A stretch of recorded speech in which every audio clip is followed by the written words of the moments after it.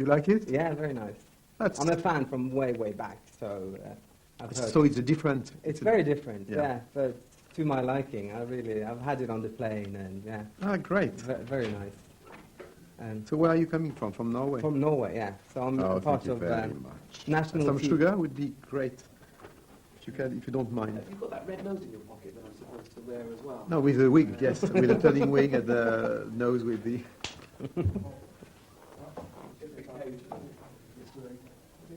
So last, yes, please. Thank you very much. Can you hold the dancing girls, please? No, that's not happening.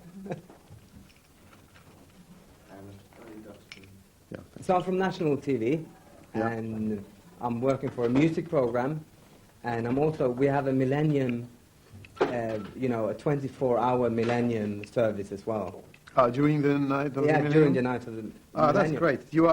What channel are you? NRK. NRK, yeah. So, and the fact is that I will present my interview to my boss and say, look what he's doing. So, they could actually use some of the footage from... Yeah, I mean, it's actually the strategy we talked about with the record company. I mean, I think it would be really nice if we can establish some special relationship with the TV that are actually broadcasting or part of the Millennium Pool. Yeah. That's important. We have, for instance, a trailer that has been done. I've seen the trailer, yeah? Yeah. Yeah.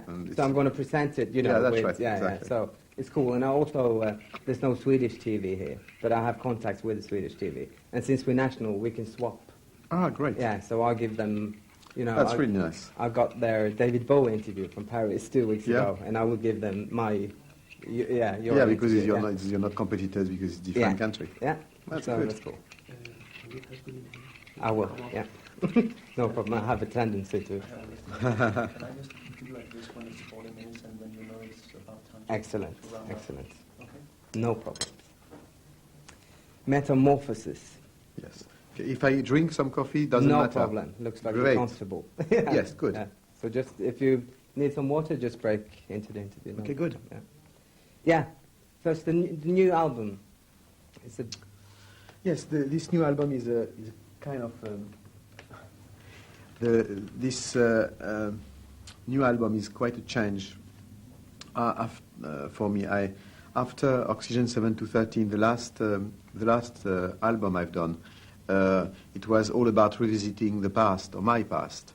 And I got the feeling that after that, I really needed to open a new chapter in my life, and also a new chapter in my music, and starting with a blank page. So I went on my own in the south of France for 3 months, and I wrote some music just with a very reduced equipment, and just went to keyboards and computer, and just to try to experiment in different way. And it seemed that I really wanted to establish with this record a different work on the groove and drum tracks on my album.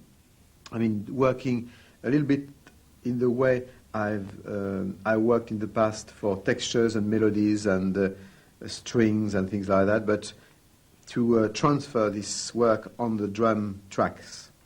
So that's one thing. And the other thing was also I came with this idea that it would be interesting to include some vocals and words, and to change from a situation where instrumental music puts you in kind of an impressionistic situation with creating soundscapes or landscapes. As soon as you're dealing with words, you are dealing with, as you know, with ideas, with concepts, with stories eventually. And I got decided to include my vocals, not exactly like a singer, but more the vocal being processed or with speaking language, and also involving guests such as Natasha Atlas or Laurie Anderson or people like this. Mm-hmm. Yeah, because being a listener to your music for so many years, I've been waiting for this. Really? Yeah, like the beats and stuff. I mean, you've had remixes done to your stuff, but still... Not in the original version. No, yeah. Yeah, I was waiting this from me for quite a while as well, if I can say so. I mean, it's strange because I in a sense, when I revisited Oxygen with Oxygen 7-13, I've been maybe too faithful to the original idea. And I really wanted to move into something that will be, for me, an opportunity to concentrate a little more on the groove. Yeah, because I've been waiting, especially since you've heard so many people in the last 10 years being inspired what you've been doing, but bringing it into clubs. So I've been waiting for the original. Yes, exactly. Yeah. Yes. What was it like, actually? Can you see your music being played in clubs, this album? Yes, yes, very much so. I mean, tracks such as C'est la vie or Hey Gagarin or Tout est bleu, I mean, are really quite dance-oriented, even if they're not pure dance floor type of music, because I think that pure dance floor music should be only heard on clubs, and they have nothing to do on CDs, because CDs are not for being played in clubs, but more at home. So it's always a different, I think it's a different medium. And it's the reason why that remixes are important, because remixes are allowing you to take the essence of a song, of a track, and putting it in the context, on the audio context of a club. And for Metamorphosis, I've been really interested by working already with some different kind of remixes. One edgy act called Funkstörung, and it's a German act, I mean, who did a fantastic remix for Björk. And they are really edgy, and some others like Hybrid or Future Shock are doing more deep house type of work. And I would like to consider working with some other acts I really like and influence me, because the river situation exists. I'm like a sponge also with lots of people in the contemporary scene, such as Chemical Brothers or Orbital or Le Rythme Digital or Air or the Underworld. I mean, I really liked very much the last Underworld album. I think it didn't have the success that the popular success that it deserves, because it's a very interesting project. I was listening at this record a lot while I was doing Metamorphosis. It's funny to hear you say that. You actually think about when you create music, that some music is played in houses and it's private. But then you do all this stadium or, your performances. It's a schizophrenic attitude. Yeah. Like, but I think it's, you can have the same piece of music being performed in clubs or in an arena or in a stadium or outdoor. I mean, each time it's a different situation.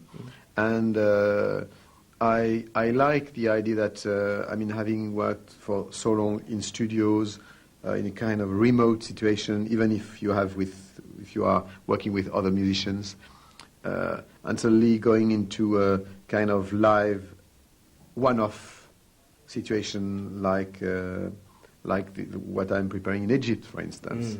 I mean, where you deal with so many different elements, and I like also this. It's almost a different art form. It's not like touring; it's something else. I really enjoyed the last tour I've done. Actually, one of my best memories or recollections is the concert I've done in Norway. Actually, it's I must say that I really enjoyed the audience and also the arena there. Why? I mean, the shape of the arena, first of all, is the shape is very, very interesting. You are close to the audience and in a very intimate way. And also the sound of the arena is, for instance, Copenhagen is a very difficult arena to perform, because it's like a gymnasium, and you have a lot of reverberation and all that. The acoustics in Oslo, the arena in Oslo is really, really good. And also the feedback of the audience, very warm. Actually, I would say that for all Scandinavia, all Scandinavian audience. It seems that more you go to the north of Europe, more the warmer the audience is.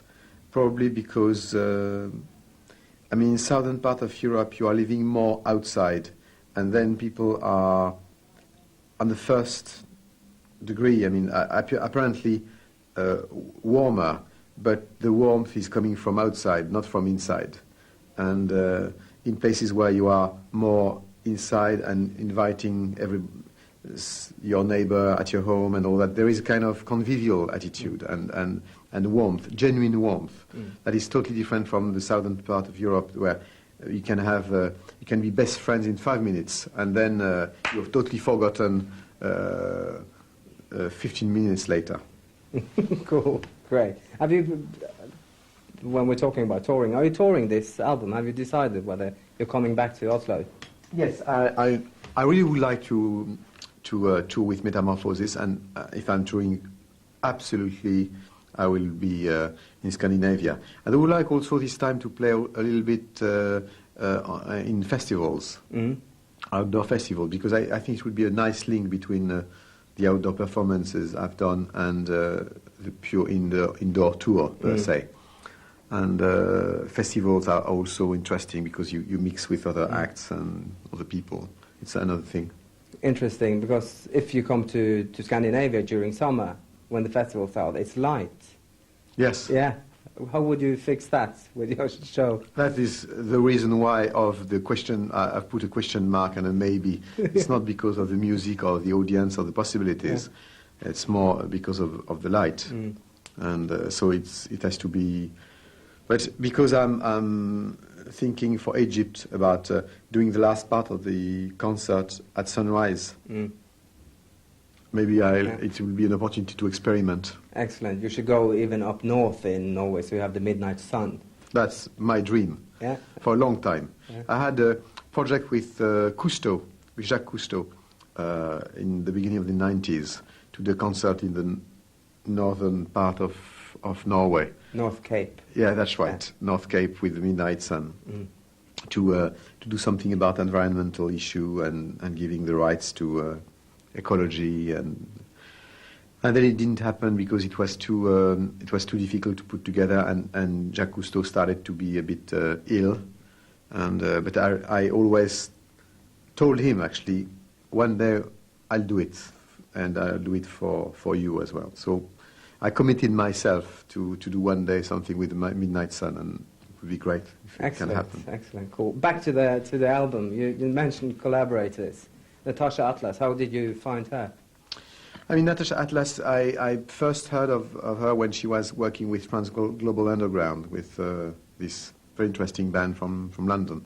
And I've been really struck by her voice immediately, because she has that kind of very sensual feel and voice, being in the middle of two cultures, because she's half English, half Egyptian. She has a Belgian passport. I mean, she's really, for me, the product of contemporary Oriental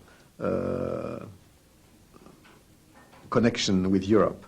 And actually part of the, talking about metamorphosis, I think the metamorphosis of Europe, one metamorphosis of Europe is this Oriental influence we have now in the day-to-day life, in the streets. Like in Germany, you have the Turkish connection, in France, the North African connection, in the UK, Pakistanis or Indian connection. It seemed to me really appropriate to have this kind of Oriental touch and feel in this album, not to make a kind of world music statement, what I'm not too fond of. I think it's, being ethnic for being trendy, or being trendy by being ethnic, for me is a bit related to the past, to the 80s. And nowadays it's not that anymore. It's day-to-day reality in Europe. And I love the way she, in this song C'est la vie, she is really going through different state you can encounter in life, like nostalgia and sadness and excitement, history or whatever. How did she participate? Did she write lyrics or?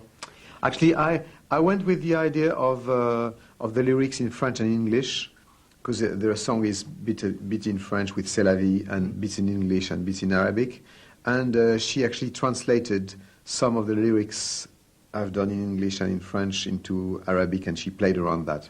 Mm. And it's strange because the studio session was absolutely, I mean, we had a session in London. It was an absolute nightmare. I mean, everything went wrong, the microphones, the speakers, everything. And she was quite nervous about the whole thing, so I really calmed her down. And a few days later, when we listened to the track again, and she told me, I mean, I never sung like this. And I mean, we succeeded really to establish a kind of system of work that allow her to bits by bits or pieces by pieces to go from one atmosphere to another one. Mm. So you never know. You know, sometimes if we didn't have all these problems, maybe she wouldn't be as worried and as sensitive. And so sometimes technical problems are positive.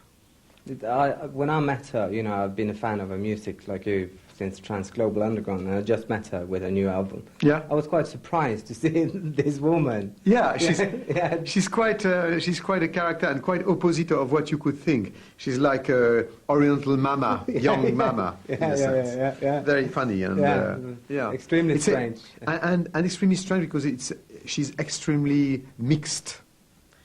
You know, for instance, something I didn't measure before is she has an accent when she sings in Arabic. She has an accent in Arabic, what we don't know. Mm. And I love that. Mm. I love that very much because for me it's exactly the statement I wanted to make. I mean, sometimes a lot of people have an accent, Oriental accent when they speak Norwegian or English or French, and to have somebody who has an accent being Arabic, in Arabic, seemed to me quite fun as a European statement. Yeah. It's also quite a political statement when you think about the right wing of parties in Europe. And do you think about that when you metamorphosis? And yes, totally. I think it's a statement in itself, and it's so much a statement that, for instance, I will tell you briefly an anecdote we have in France at the moment with this track.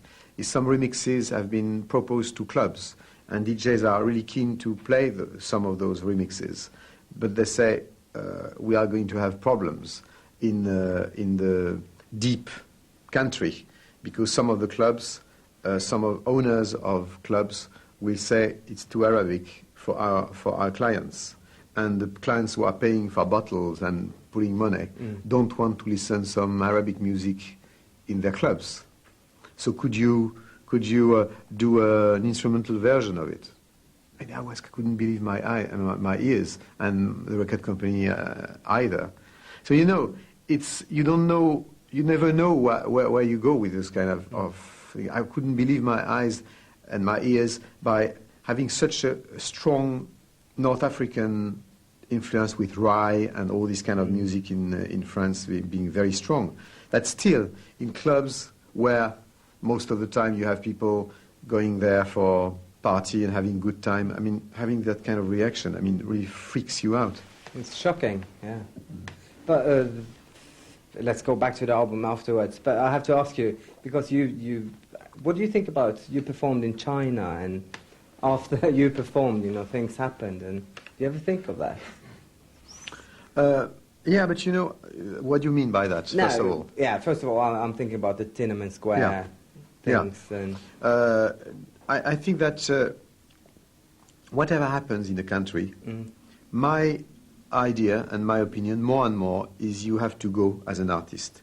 Because a country with tough political attitude or fascist attitude or whatever, I mean, if on top of it you refuse to go there, you take the risk to punish the people. And I think that in South Africa, when you had the apartheid, in Chile and the dictator, in the communist countries, I mean, I prefer to take the risk that the government is going to use me, but not taking the risk of isolating as relating an whole country, from cinema, from books, from paintings, from music, from all that.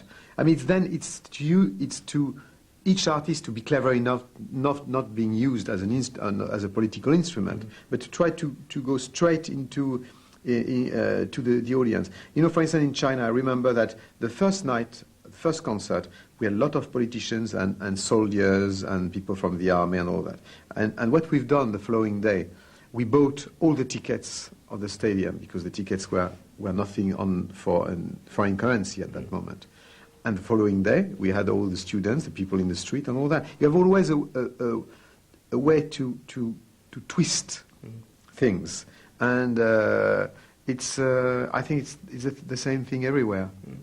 Is that inseparable for you when you, as a musician? Do you think politically when you do stuff? Is that important? No, I don't think politically. I feel politically. I would say that by intuition or instinct, I would go for projects that have maybe that are put in a political context. For instance, this project in Egypt. I mean, everything started after the terrorist act in Luxor, when as ambassador for United Nations, for UNESCO, I went there, and I've been absolutely appalled and sad to see that suddenly this country was absolutely banned by us, by all the Western countries, and that this act was absolutely not related to the Egyptians themselves. The Egyptians are the warmest, charming, non-violent community. And I said, if there is a place to do something, to celebrate something in the millennium, it's in this part of the world, because it's where peace and war are the most mixed. And if there is a risk of war, it's in this area, certainly. And if there is a chance of peace, it's also in this area. And also the fact that Egypt is I mean, this image of terrorism, if you think that the past 6 or 7 years you had more terrorist acts in Paris than in Egypt, then you say to yourself, it should be established. And we should help a country such as Egypt that gave us so much through the time to restore a kind of image and kind of a kind of truth. Is that a part of the reason, actually, why you? Yes. Do you see yourself as giving something back to? I think so. Yes, I think it's. I mean, music and I think music and performance, all that is really part of giving and receiving. And when I do this kind of project, like I mean, I'm really obviously expecting to receive a lot, because I hope I try to give as much as I can. Back to the album, Laurie Anderson. You worked with her before. Yes, I worked with Laurie Anderson with Zuluk a few years ago, and I had this idea with this song called Je me souviens. I remember in French. Was to try to create a song that could be a minimalist, with minimalist lyrics, where instead of sentences you have just a series of words. And this idea, the idea of the song, that is actually quite a good illustration of what the whole album is, the balance between words and music, is actually you have choruses where I say Je me souviens myself, and Laurie is taking care of the verses by just saying a series of generic words, like the house, the child, the bell, the fish, the rock. All generic words who have an immediate understanding. I mean, everybody can understand those words, but you have necessarily a specific emotional response to a tree, to a rock, to a child. I mean, the whole psychologic or trick that is used in psychoanalysis by, can you draw